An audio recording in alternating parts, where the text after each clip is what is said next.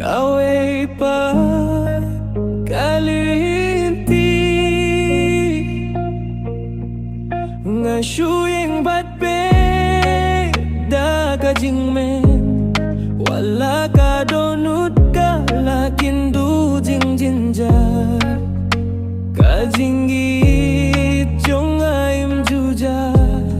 kalong kum kaler balit na kamin sem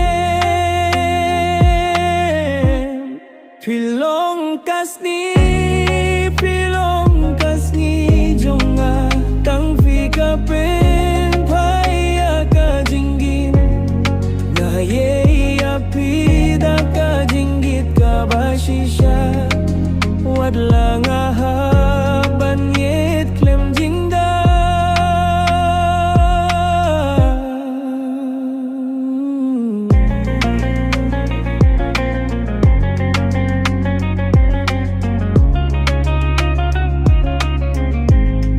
napin saya piha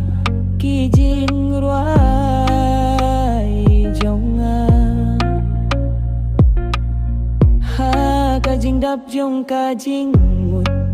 bat kajing pertha wat lang adu ya kajing gimring katpi ngai lut ya kajing git jong ashapi pilong kasngi jonga